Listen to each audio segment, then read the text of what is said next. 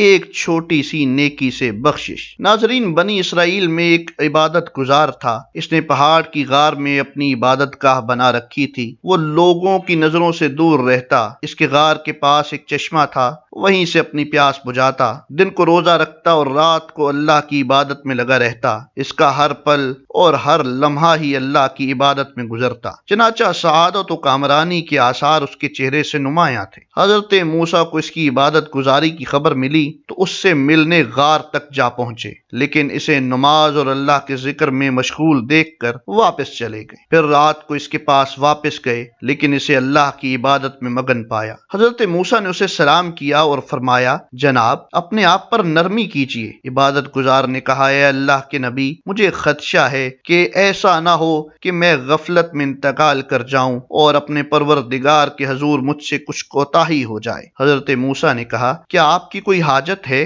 عبادت گزار نے کہا، میرے لیے اللہ سے اس کی خوشنودی اور رضا کی دعا کیجیے، اور میری یہ التجا بھی پہنچا دیں کہ وہ مجھے دنیا میں صرف اپنی خوشنودی کے کاموں میں مشغول رکھے حتیٰ کہ میں اس سے جا ملوں۔ حضرت موسیٰ بھی اپنی عبادت میں مشغول ہو گئے۔ وہ اللہ سے لذت کلام میں اس طرح ڈوب گئے کہ عبادت گزار کی باتیں یاد نہ رہیں۔ اللہ نے حضرت موسیٰ سے پوچھا کہ آپ سے میرے عبادت گزار بندے نے کیا کہا تھا؟ حضرت موسیٰ نے عرض کی، میرے پروردگار تو ہی زیادہ جانتا ہے، اس نے تیری رضا و خوشنودی طلب کی ہے اور یہ بھی درخواست کی ہے کہ اس کی زندگی تیری ہی یاد میں گزرے حتیٰ کہ وہ تیرے دربار میں حاضر ہو جائے۔ اللہ تعالیٰ نے حضرت موسیٰ سے فرمایا، اے موسیٰ، اس عبادت گزار کے پاس جاؤ اور کہو کہ دن رات جتنی عبادت چاہے کر لے، وہ پھر بھی جہنمی ہے، کیونکہ میرے صحیفے میں اس کا نام گناہگاروں کی فہرست میں شامل ہے۔ حضرت موسیٰ اس شخص کے پاس گئے اور اللہ کے فیصلے سے آگاہ کیا تو اس شخص نے کہا، سبحان اللہ، میں اپنے پروردگار کے فیصلے پر خوش ہوں۔ ہر چیز میرے پروردگار کے فیصلے کے مطابق ہوگی، اس کے حکم کو کوئی نہیں ڈال سکتا۔ یہ کہہ کر وہ شخص اللہ کا ذکر زور زور سے کرنے لگا۔ پھر کچھ دیر بعد بولا،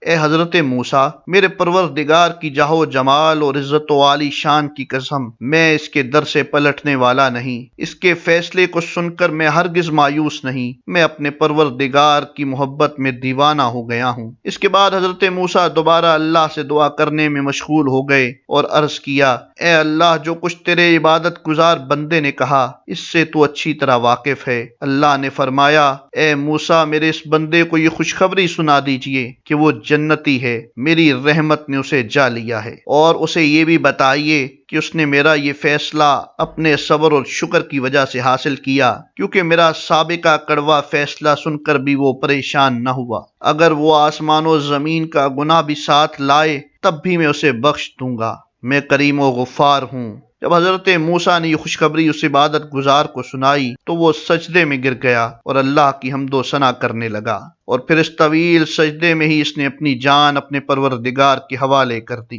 ناظرین، کبھی بھی چھوٹا سا عمل یہ سوچ کر ضائع نہ کریں کہ نہ جانے اللہ کی بارگاہ میں یہ عمل ہمارا قبول ہوگا یا نہیں۔ کبھی کبھی ایک چھوٹے سے عمل کے سبب اللہ تعالی ہمارے سب گناہوں کو بخش دیتا ہے۔